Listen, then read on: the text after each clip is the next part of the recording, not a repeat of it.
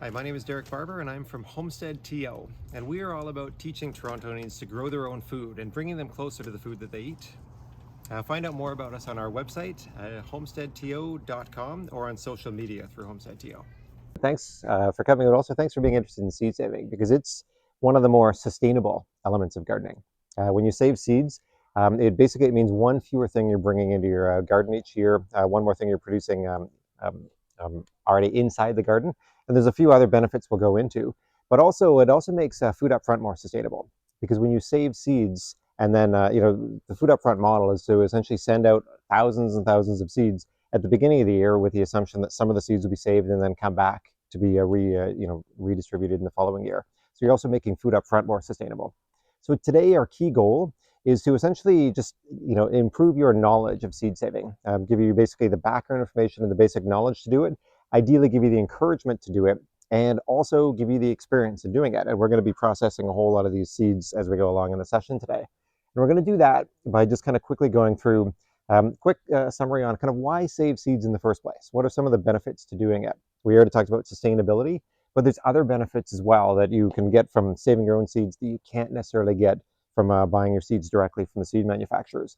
We'll give you a little bit of background information, and you got to bear with me on this. I love kind of the horticultural side of things on just kind of how to set yourself up for success in saving seeds. We'll talk about the different plant types in terms of the timing of when you can get your seeds. We'll talk about just kind of making sure your seeds are going to be viable through making sure you get proper pollination and the different methods associated with that, but also some of the different risks that might happen that are going to prevent you from getting seeds from your plants. Then we'll just go through a quick summary of where the actual seeds are in the plant. In a lot of cases, you're not just planting the actual seed to start a new plant. Sometimes you're taking stem cuttings, sometimes you're taking kind of tubers or bulbs, or there's kind of different methods of starting seeds. So we'll go through all of that, and then using all that information, we'll spend some time demoing exactly how to save seeds by each of the different types. So you'll learn basically how to save seeds from a fruit, what the exceptions are, how to save them from flowers, how to save them from bulbs and tubers and pods, et cetera, et cetera. So we'll go through all of that, and then the goal is after that, we'll then all take turns, and we'll kind of use a whole lot of these samples, and we'll basically start saving the seeds ourselves as individuals. And the goal is some of these seeds you're welcome to take home yourself, but a lot of these seeds we'll just kind of donate right back to Food Up Front so that they can reuse them as part of the program next year. So with that said, let's start out with why save seeds. We already talked about the sustainability. So when you save your own seeds, like I said, it's one fewer thing that you have to bring into your garden each year. It's one fewer thing that somebody else has to produce and then transport to you. But much more than that, when you save seeds, it opens up a whole lot of additional plants that you can grow that you couldn't have necessarily grown before. When you get that, kind of unique tomato, like you're not going to find, basically a whole lot of oxheart tomatoes in a seed catalog. Basically these are generally just passed on. It's a type of heirloom tomato you can get on your own. Same thing. I've never seen primary colors. When this one's ripe, it's kind of purple on top and pink on the bottom. Those don't exist in seed catalogs. They don't exist in many places, but they do exist at local farms. They sometimes exist at farmers markets, in your neighbors' backyards, et cetera, et cetera. And when you get the gift of different fruits and whatnot, it gives you the ability, if you like it, if you like the aesthetic, if you think the plant will work in your yard, it gives you the ability to save seeds from that. But then probably even more than that is it also lets you, when you have successful plants in your yard, you don't necessarily have to go and buy new seeds from a seed manufacturer and hope they're the same. You can basically take the most successful fruits or flowers or whatever from something that worked well in your yard, save those seeds, and you get a pretty good expectation that it's going to work out well the next year. And you can actually, by doing that, you can actually start to breed your seeds a little bit or your plants a little bit, and they become more and more suited to your growing conditions, to your level of sunlight, to your pests, your soil conditions in your backyard. So it actually, you end up in the long run with healthier plants by saving the best or the most viable of your previous seeds and then replanting them the next year. So there's a lot of good reasons to save your own seeds. And then in addition, you're also helping food up front as well. In terms of how to save seeds, a lot of it all starts with the plant type. And it's just kind of knowing not only where your seeds come from, but also when they're going to get there. And broadly speaking, there's a whole lot of different ways to kind of divide up plants. But from a seed perspective, plants are going to be one of annuals, biennials, or perennials. And the difference is annuals are those plants that will go from seed, to basically full-size plant, and then actually create new seeds all within one growing season. So basically, super easy. Most of the plants that we grow in Canada are annuals. They're not necessarily annuals where they originated, but they're annuals here because they can't survive our winters, and they have to essentially set seed here in the same growing season if they're going to recur. Annuals are sometimes the easiest seeds to save because first of all, you're only giving up real estate in your garden for maybe a couple of months, maybe one growing season max, and then you're going to be able to get seeds from that plant. And then further, because the plant is only around for one season, it tends to create a lot of different seeds. It needs to in order to propagate, in order for that plant species to stay viable. They've evolved to cast off a lot of different seeds. Biennials are a little bit different. They basically will grow as a plant in their first year, and then they'll essentially die back over winter, and only to re-emerge in the following year and then send out their flower stalk and eventually produce seeds. It's a different type of plant, and biennials are a little less common than annuals. Annuals are essentially most of the plants, most of the fruits and vegetables we grow in Canada. But biennials, you're looking at things like carrots, you're looking at beets, chard, kale, cabbage. There are some where they'll send up a whole lot of leaves in year one, essentially shrink back, and then in year two, they'll send out some leaves, probably by early June, I should say. They'll then send up a flower stalk, and then basically that's what you save seeds from. So those are when you've got plants with tap roots, it is probably a biennial because the whole purpose of that tap root is to basically store nutrients so the plant can reemerge in the spring. Perennials are one other option. Those are a little bit more difficult. So if biennials are more different than annuals, perennials are more difficult than that because they usually take a few years before they're going to produce seeds. So these perennials, for the most part, in Canada are mostly shrubs and trees. There aren't a whole lot of other plants. There's a few like basically what's a good one? Asparagus, horseradish, that sort of thing. There's a few, but they're not the common ones that are perennials. Most of the common perennials are going to be trees and shrubs in Canada. When you plant those in year one, you normally can't expect to get any seed material out of those until years 3 or 4. So you have to plan way ahead, or you have to just move into a space that's already got perennials in order to make those work. So a little bit more difficult. What I find for seed saving, spend most of your time in the annual world, which is the majority of the vegetables we eat anyways, and it just simplifies your life in the sense you're not giving up real estate for too long. Once you've got kind of the timing of when your plant sets seeds, how do you set yourself up for success in terms of getting seeds from that plant? And a lot of that, the most important part, is making sure the plant gets pollinated in the first place. Now, pollination is essentially just, bear with the kind of horticulture for a second here, but it's basically the transfer of pollen from the male flower, or specifically the anther, to the female flower, and specifically the stigma, which is part of the female flower. And that occurs in a few different ways. But the key message here is you do not get seeds from a plant unless that plant gets properly pollinated in the first place. So you have to really kind of set your gardens for success in order for pollination to occur. And there's 3 main ways that pollination happens. Number one, the most common ways, flying insects. And this goes beyond just the bees. In fact, most pollination is done by things like hoverflies, by things like regular flies, wasps, all sorts of things in addition to bees. And even with the bees, there's a whole lot of kind of solitary bees or kind of native bees that are going to do a lot more. They're going to be more successful at pollination than a lot of the typical honeybees. So there's a lot of different ways that you can attract pollinators. You don't have to go out and buy a beehive or something like that. The hard part is knowing which plants need insect pollinators versus which need the other types. And the plants themselves, they'll tell you, because plants have evolved to essentially attract insect pollinators. That's how the plants have remained viable. And to do that, usually when you see a plant with showy flowers that are either facing upward or facing outward, they are probably trying to attract insect pollinators. So you can assume they need, bees, wasps, flies, et cetera, et cetera. That's going to be a good chunk of the plants that we eat as vegetables need insect pollinators. The big thing you as a gardener can do in order to make sure that that plant gets pollinated and ultimately produces seeds is to attract those insects to your yard.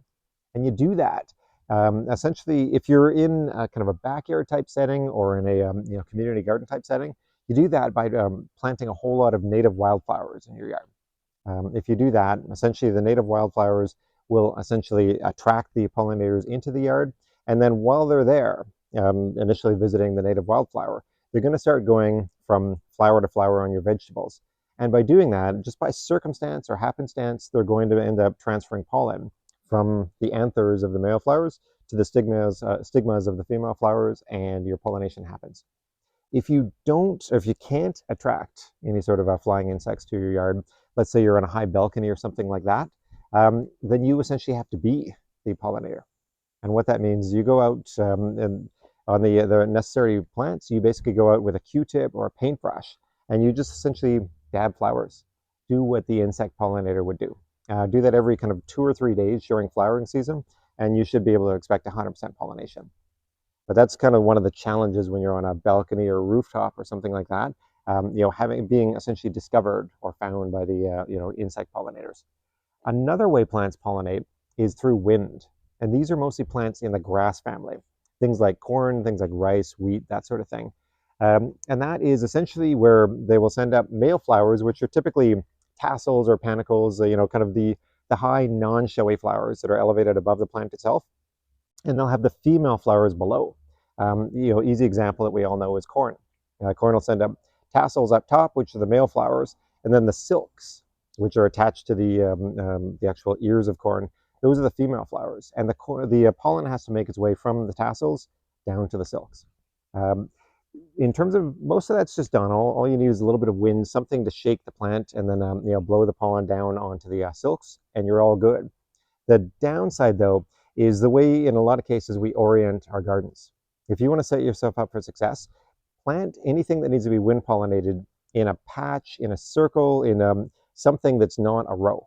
If you do it in a row, then do it in a whole bunch of tight rows. But if you just do it in a single row, let's say we had a row of corn right along here, then you're going to get perfect pollination as long as the wind is blowing from that direction or from that direction. But if the wind blows in any other direction, then the pollen is going, from the tassels up here, is going somewhere other than on the silks down there. So, basically the big thing is just kind of orienting your gardens right if you're dependent on wind pollination. And again, planting it in patches. If you can't, if there's good reason why you need a fence line or something to plant anything that needs to be wind pollinated, then what you have to do is essentially be the wind. And that means go out there on a non-windy day and just shake your plants. When you shake each stalk, when it's not windy, the pollen will go straight down onto the silks or onto the female flowers, and you're good. The last one, and of course the easiest one, are the plants that self-pollinate.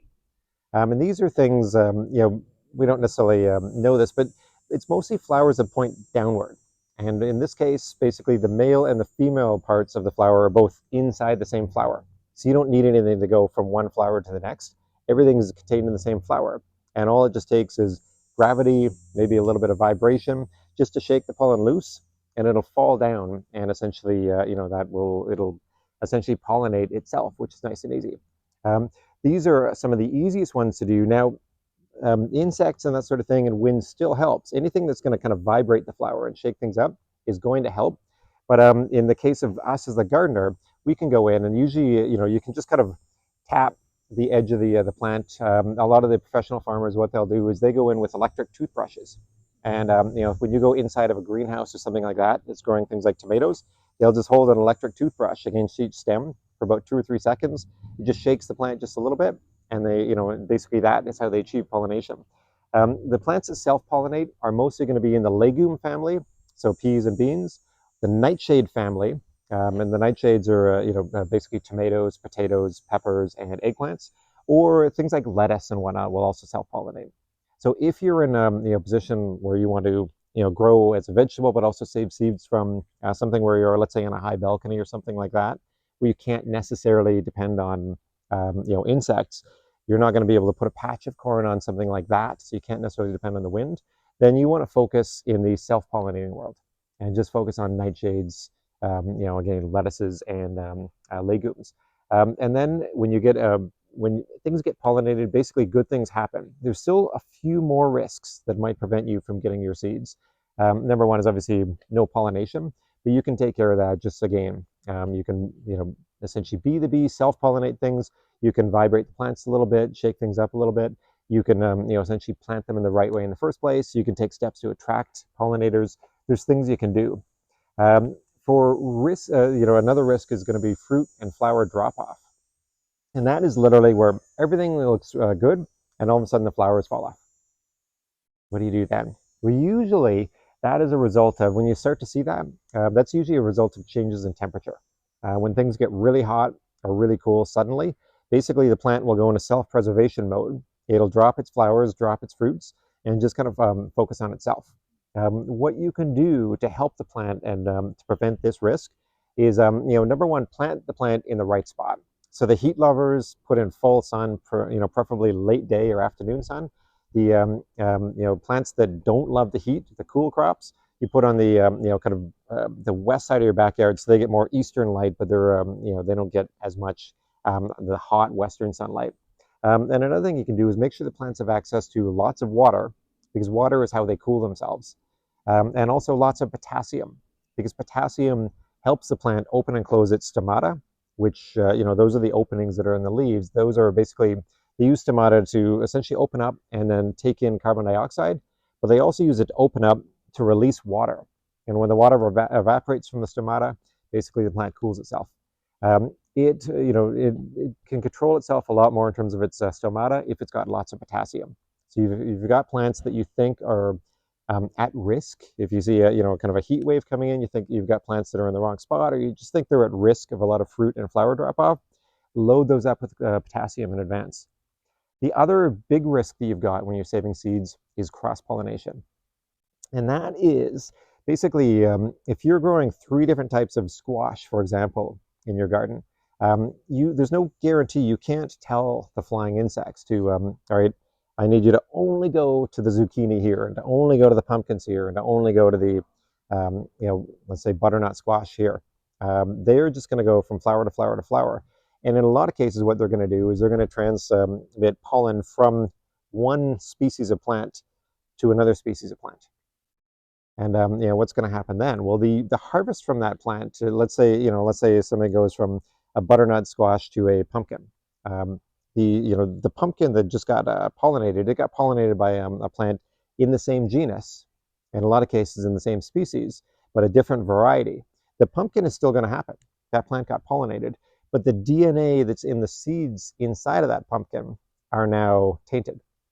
You've got basically 2 different plant varieties in those. So essentially, as far as you know, certainly as the eater, as the gardener, everything worked well. But then when you save the seeds from that pumpkin in that instance, those seeds are now tainted. You don't know what you're going to get next year. So cross-pollination, that's your biggest risk if you are a seed saver, and that's the one you have to prevent. And there's a few different things you can do to prevent that. Number one is basically only plant kind of one specific variety from each genus of plant in any growing season. Not what everybody likes. We all like having lots of different types of squash and lots of different types of other plants in our gardens. So that's a lot to ask. Another option is you can spread out when you plant those plants, so that if you basically plant them 3 weeks apart. As long as there's time within the growing season for that to work, then you would expect, in general, they're going to flower 3 weeks apart.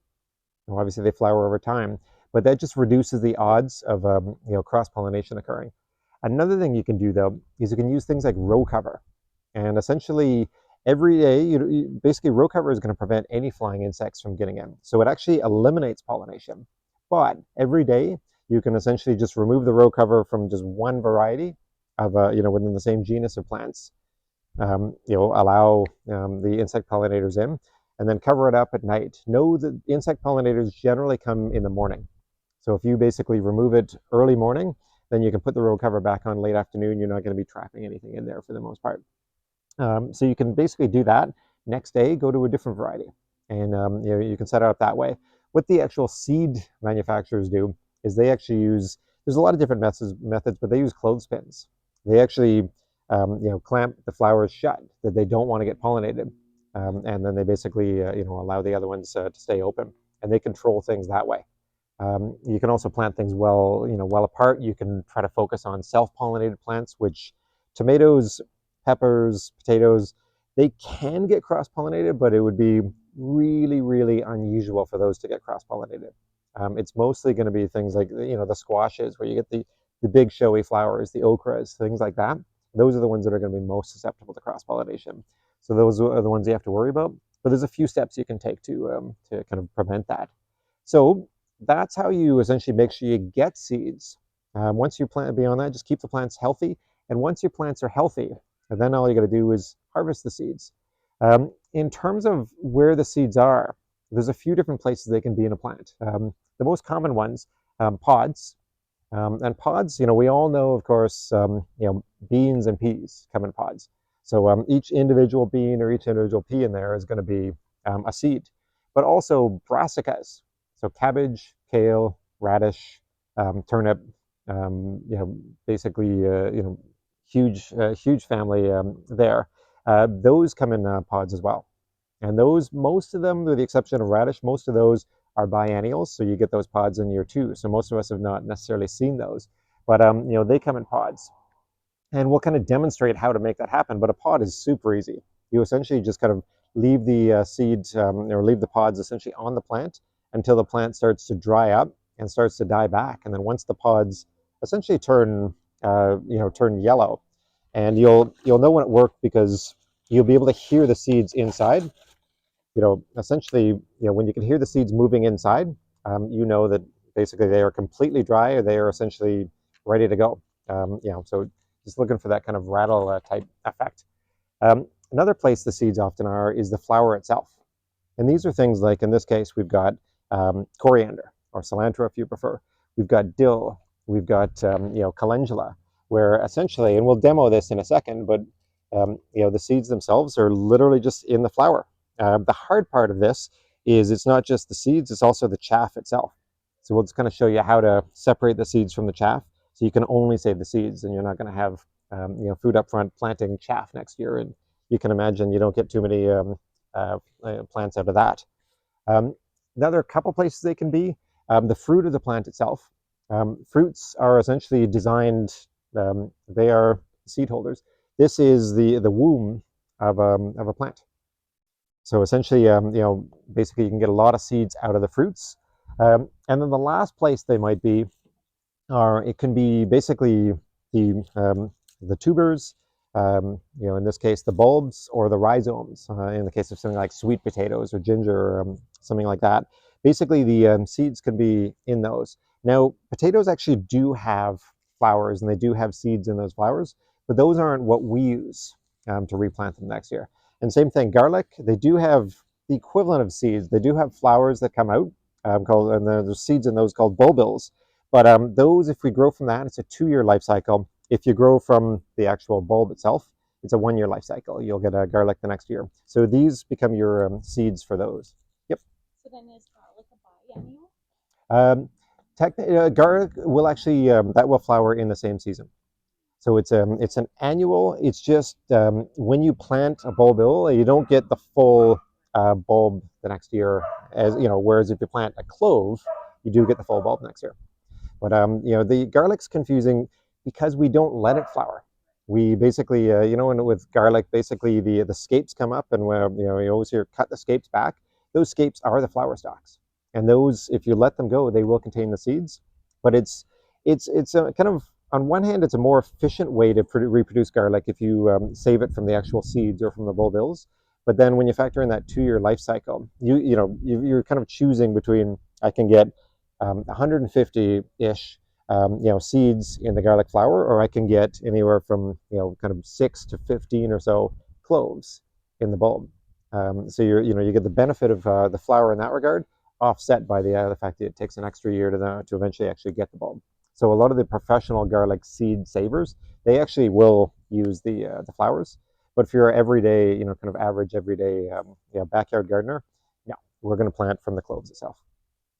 So each of these, are different places on the plant where we can get the seeds. And then, of course, each of these have different processes in terms of saving seeds. So what we're going to do for the next few minutes is actually just kind of demonstrate how that works, how to get seeds from each of those. And then we'll spend the rest of our session essentially just doing exactly that, where each of you can kind of start seed saving on your own. Again, some of these seeds you're welcome to keep, and some of them will go back to food up front. So if we went through each one, saving seeds from pod. That is the easiest. So again, that's just essentially things like beans, peas, and we've got some kind of demonstrations for that. But then also that whole brassica family. To do this, I'll demonstrate a couple. First of all, whenever you're saving seeds, you need to make sure you've got a container for these to go into. And then, one thing I've learned the hard way a couple times is make sure you label your container before you put the seeds into them. Because in a lot of cases, when you're doing these seed saving exercises, you've got all sorts of different things in front of you. You might have a lot of different varieties of the same plant. Like we're going to be saving seeds from 2 different varieties of tomatoes. The seeds are going to look the exact same. So I've learned not to depend on my memory for which was which. Always kind of label them at the start. And somewhere in here we've got a tape and a marker. So we just essentially, I just use painter's tape on that. I just do a quick label on that. And we'll just we'll do pole beans and kale. And our kale is just green leafy kale. But essentially, so first thing, label your container.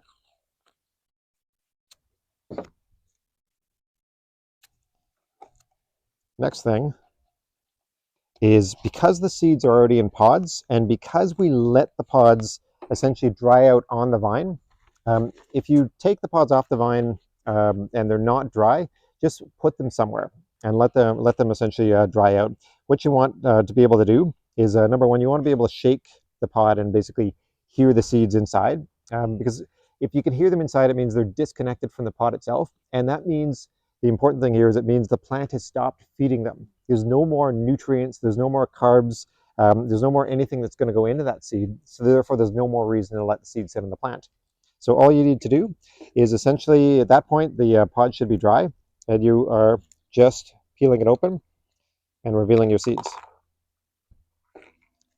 As easy as that.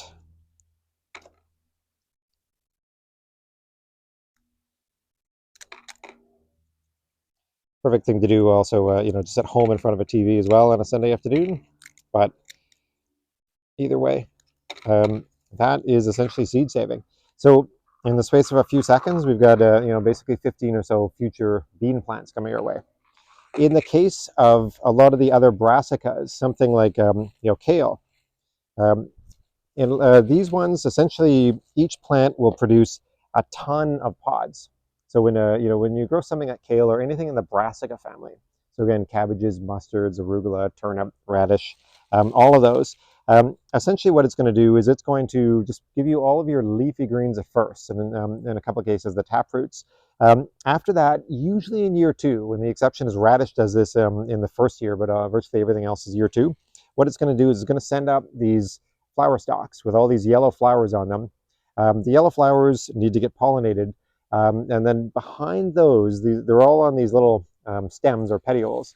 Behind those will emerge these tiny little pods. And everything you see here, these are all pods. And on the pods, you can see these little dots. These are a little bit old, so forgive this, but these are seeds, or the remnants of seeds. So in a lot of cases, what you can do is you can just kind of fold them up, put them in a paper bag is usually better, to be honest. Got to work with what you got, and then essentially crunch it up, and you can just basically, a lot of the seeds will drop. Separately, you could take each individual pod off and do what we did with the beans. I don't recommend that because that's going to take a long time. Usually it's just easiest just to kind of process them en masse. There's going to be a few that you don't, that you can't basically knock the seeds off of. But I'd rather kind of, lose a few seeds and a little bit of opportunity cost there than essentially go through the pain of going, pod by pod and individually removing 2 to 3 seeds per pod. So essentially we just do this, then I'll put this to the side. I can do a little bit more of this afterwards. And then what you're left with is, as you can imagine, mostly chaff. All of these are just kind of a lot of the pods that are falling off. Again, you can just break these up. And the one thing, when you're kind of separating the seeds from the chaff, the one thing you've got in your favor is the chaff is lightweight. So if you shake it up, the seeds will go to the bottom.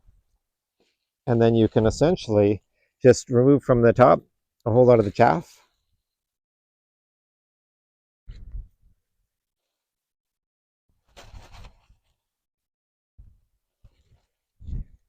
And then you're left with, there's a lot more to it than this, but you're left with just kind of the really smaller chaff. From here, you can see basically within this pile, you've got the chaff, and then there's seeds in there as well.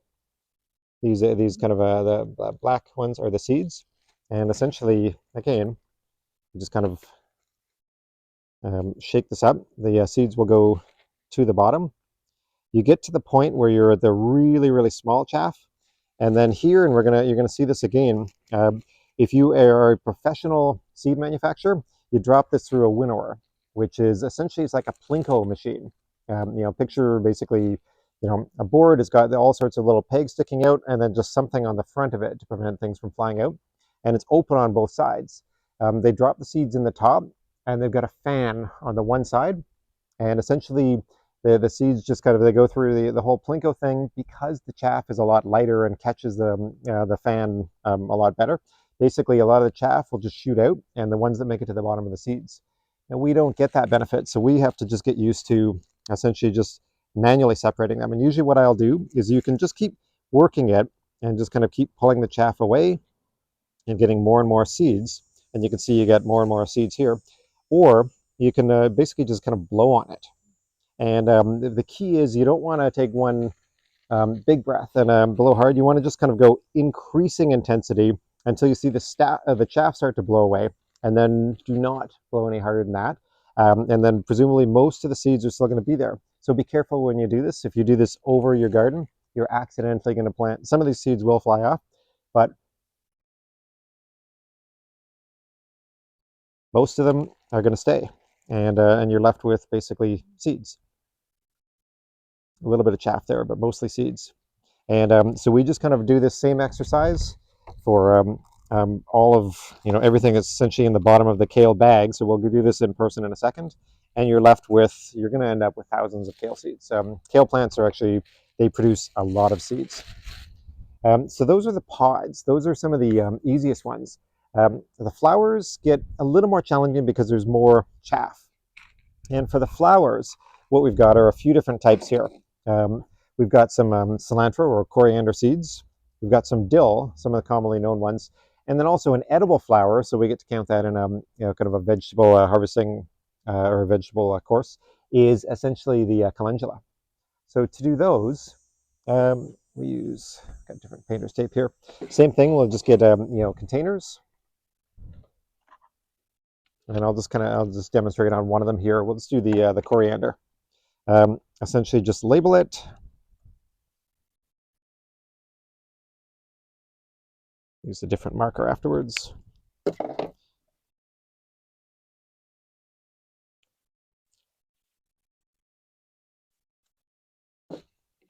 And this one is largely just, there's two ways of doing it. It's not unlike the process with the that we just talked about with the kale.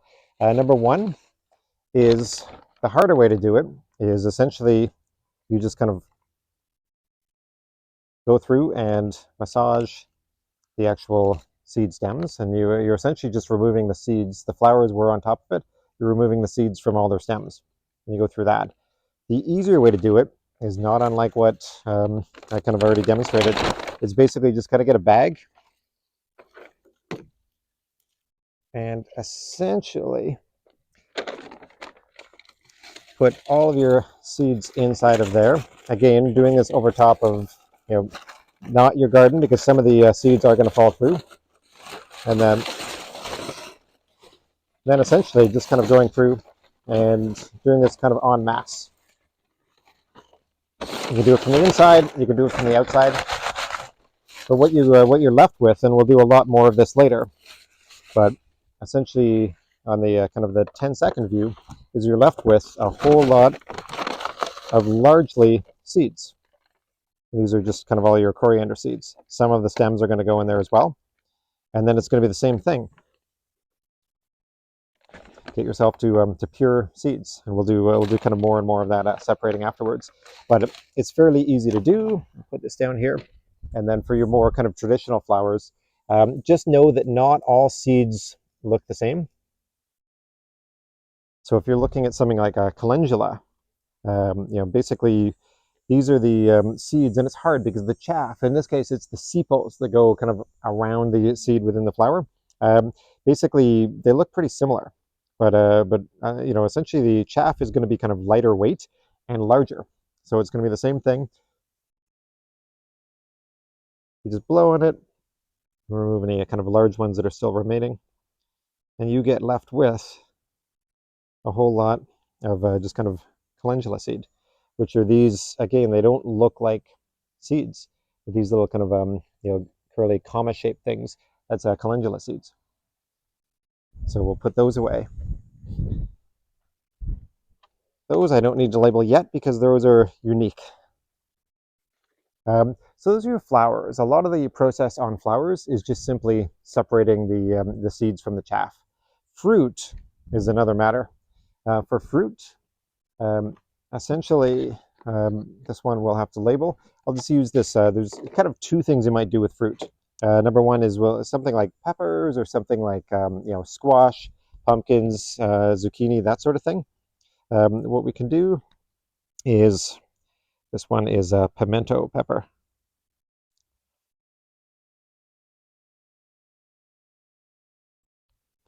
So again, pimento is not necessarily something you're going to see too often in most seed catalogs, but they're a great pepper.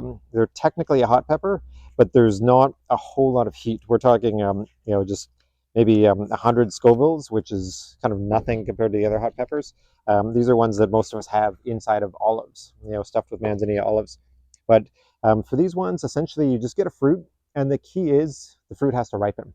So just kind of know what it's like when it's ripening, whether you're kind of looking at the stem, whether it's the color or the kind of the degree of gloss and whatnot on the stem. But just kind of, you want to split it open. Usually what I like doing, you could just split it open with a knife, but I find when you're going with a knife, you have to be careful because you don't want to actually cut the seeds themselves. You might nick a few of the seeds when you go through with a knife, and you're not necessarily even going to know it. So you've accidentally created a non-viable seed when you do that. So I find it easiest to do just with your hands, and you essentially open it up, and you are left with basically a whole lot of seeds. We all know you get that from peppers. Usually what I'll do on something like this, I'll just kind of scoop the seeds out. I'll put them into like a colander or some sort of a sieve of some sort of some type. I'll rinse them off. I want to basically clean them as much as possible because I don't want any sort of mold or anything to form on the seeds. It's going to make them less viable. And then after they're rinsed off, and I'll just kind of I'll jump right to part B this time. I'll do part A afterwards. You essentially just kind of put them in on a countertop or somewhere just to dry out for about a week. And then once they're dry, so you clean them first, you dry them after that, they will store, and we'll talk about how to store them afterwards. But essentially, just is as quickly as that. There's a little bit of material I have to clear off, but essentially you end up with a whole lot of pepper seeds. So we'll do that as well. The exception, though, are a couple things: tomatoes and cucumbers. And I'm going through all these exceptions, but just know that we're going to be sending out or making available anyways a PDF that's going to have a lot of the details that I'm going through. So don't worry if I'm kind of hitting a lot of different things and different exceptions. But the exception on fruits are kind of twofold: cucumbers and tomatoes. They do better if they're actually fermented first. So most seeds, you just have to, from fruit, you just basically wash them off, dry them, store them properly. The tomatoes and cucumbers are a little bit different because they've got, kind of a mucilage coating on the outside of the seeds. And those are basically, meant to essentially prevent them from early germinating, but they also affect the viability if you can't remove that coating from the seeds. So what I like to do is ferment them first. And by fermenting them, what we do is we just basically put them in water. They literally ferment, and the microorganisms will essentially eat away at that coating on the tomato or the cucumber seeds. And what you get, coming out of that after about a week of fermenting, you get kind of two things. Number one is you get a much cleaner coated seed, which is good in itself. But even better than that, in the fermentation process, it's underwater. So essentially, the viable seeds will sink to the bottom. The non-viable seeds that don't have enough kind of nutrients in them to essentially make them germinate next year, those are going to float to the top, along with all the kind of the mucilage and all the everything that was attached to the seed when they went in.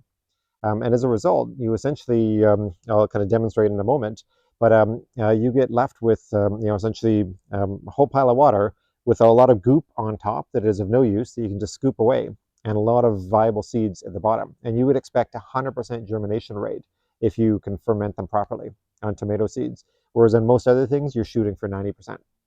So the fermentation process is definitely good from a couple of different perspectives. To actually do it, what we do is you start with your tomato, and on really with anything in seed saving, make sure of course only save your favorite fruits and vegetables in terms of the seeds from those, anyways.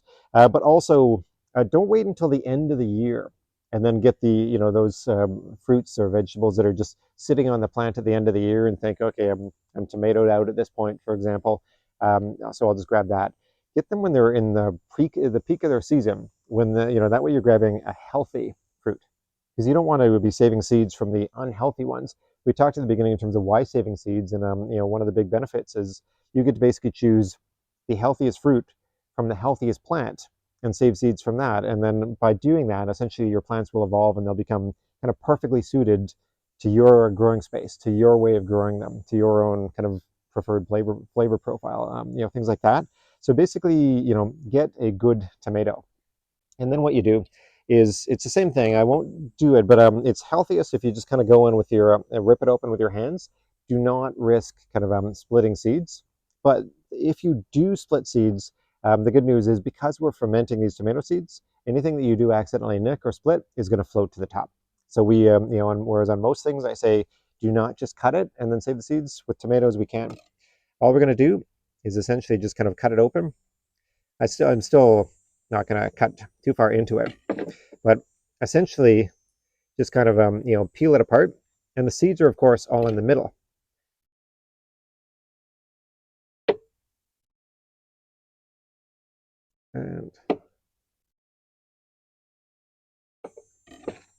And all we do is usually I just quarter it to access the seeds. I'll put the label on after this. I just realized I'm kind of doing what I said not to do and doing the seeds before the label.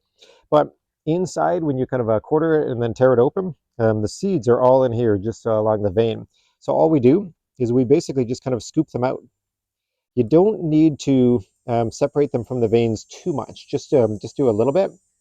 Reason being is the fermentation process will separate a lot of that for you. And same thing, you just kick it out. The goop is fine.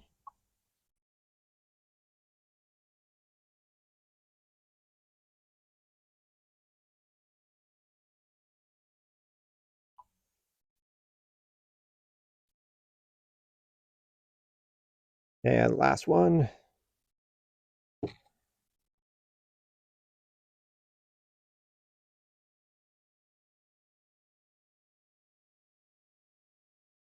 Now, essentially, what we've got, number one, a sloppy mess, but there's a whole lot of future seeds in there. So what's going to happen is it's going to take about a week. All we're going to do is kind of leave that in place. We're going to put some sort of a cover on top. Cheesecloth is good, something permeable. It's going to prevent most things from kind of going in and out, but it will still allow for airflow inside and microbes. You can use cheesecloth. You can use basically plastic wrap, and you just kind of wrap that on top and then just puncture it a few times with a knife or with a fork, what have you, and essentially just allow for some airflow, but keep it mostly covered. And what's going to happen over the next week? These are going to ferment, and the microbes that are that are now down here and that will continue to go through with the airflow on here are essentially just going to eat away at the coating on those seeds. It's going to separate the seeds from the goop. The goop will gradually float to the top, and you can see there's already a few non-viable seeds that are already floating at the top. And then after about a week, you're going to be left with a lot of fairly clean, viable seeds at the bottom, mostly water in the middle, and you're going to be left with a lot of the goop at the top, some non-viable seeds, and it may mold a little bit at the top. Not a problem, because that's going to be at the top. That mold will be separated from your viable seeds at the bottom. After about a week, and sometimes you can also just tap it a few times and things will float to the top, which again helps in your separation. After about a week or so, what you do is you essentially just go in, take a spoon, scoop out all the goop on the top, and then just kind of put that down your sink, into your green bin, anything like that. The seeds that are at the bottom, you can just pour those into a sieve. Essentially, just kind of clean them, lay them out on typically parchment paper or a plate for about a week until they dry, and then basically after that, they are all yours, and then you can just store them properly. Last one, and then we'll talk about how to store them properly, is if you've got anything that's part of the stem of a plant. In our case, tubers, which are essentially underground stems, or bulbs, which are also underground stems. If you've got these, how do you store these as seed? Well, the bulbs are super easy. These ones, essentially all you need to do is just properly cure them, which is essentially just kind of, typically you just kind of bundle them a little bit and just hang them and leave them in an airy spot, usually for about 3 weeks. And what's going to happen is the outside of these are going to become kind of papery. Just kind of think of the garlic that you get in the store. It's kind of got the papery outside. What that is it's essentially drying, and it's going from slightly permeable to impermeable, and it's sealing in all the juice in the inside.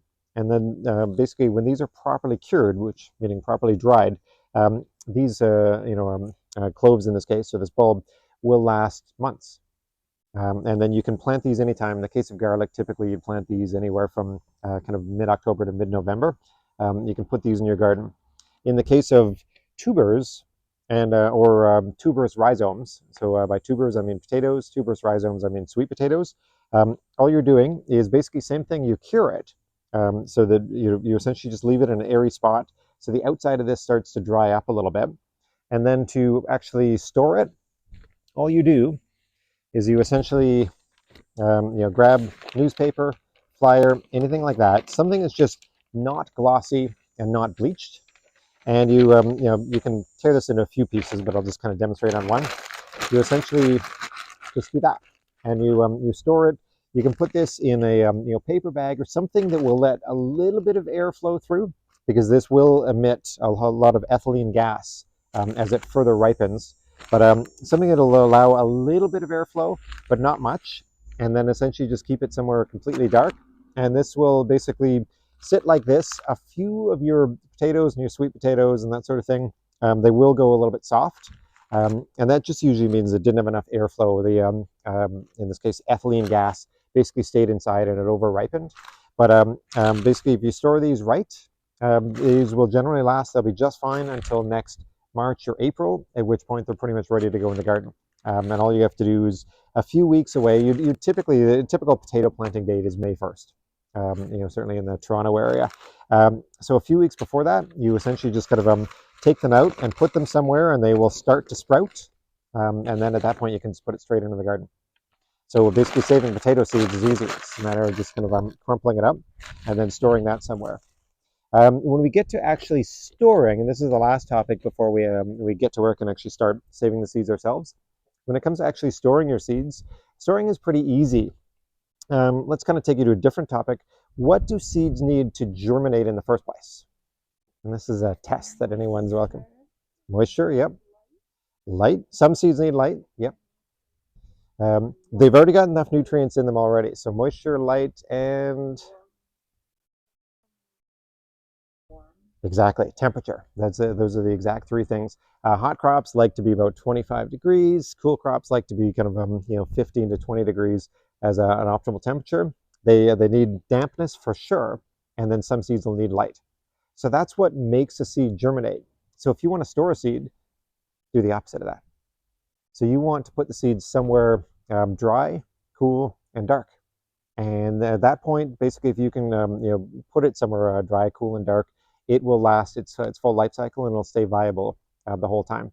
So good options are you can basically just kind of put the seeds in jars or in plastic in the basement over winter. You can put them in the door of your refrigerator, but just go for those three things: cool, meaning sub 15 degrees, dark, and dry is all you're going for. And then if you do that right, your seeds will last kind of their full term. but how long is that? And that is the complicated one. That varies a little bit. And this is where you want to go to the PDF that's going to go out. If it's onions and it's lettuce, 1 to 2 years. That's it. If you've got really old onion and lettuce seeds, then you can throw those out or just tremendously overseed and then hope that some of them will germinate. But germination rates drop a lot after 1 year. On the other hand, if it's anything in the cucurbit family, which is squash, cucumbers, pumpkins, that sort of thing, zucchini, those will typically last 5 to 8 years. They last a long time, and there's some evidence that says they actually get a little bit better as they age, which is, I'm a little skeptical on that one, but either way, they last forever. When you've got this really old squash or pumpkin or cucumber seeds, those are probably still viable. So those are totally fine. Everything else is right in the middle, where I think if you store them right, they're good for 3, 4, 5 years, and they should still be viable. So the only ones that you really need to make sure that you use the next year, or at worst the year after that, are onions and lettuce. Beyond that, store them properly, and you are essentially off to the races. So what we wanted to do, and I know we're going to spend some time actually doing, like some of which that I demonstrated. It's one thing listening, it's one thing watching, but it's another thing doing, and you'll kind of learn a lot more through that. So we'll do some supervised seed saving. But in advance of that, are there any questions that you have, or anything that I maybe skated over too quickly? So I guess that's the idea of the oh no, you can make me forget what of growing out. If because you can't save seeds for a long time, if you don't plan on consuming them for yourself, you still have to grow them to ensure that you've got fresh seed, I guess. Yeah, even if you're just growing one plant. So, a lot of it is just knowing how long the seeds will last in the first place. But yeah, sometimes you just plant one plant just to, for only seed saving, just to give yourself access to fresh seeds. If it doesn't work, you didn't lose anything because the seeds weren't viable in the first place. And if it does, you get a whole batch of fresh seeds. So it's totally worth it. And especially good as long as you get the right growing condition. If you're in a container or something, it's easy to just grow something dedicated to seed saving. It's a little harder on the biennials and perennials because that's a lot more investment in time, but certainly annuals, yeah, super easy to do. Just grow plants for seeds only and just refresh your whole stock.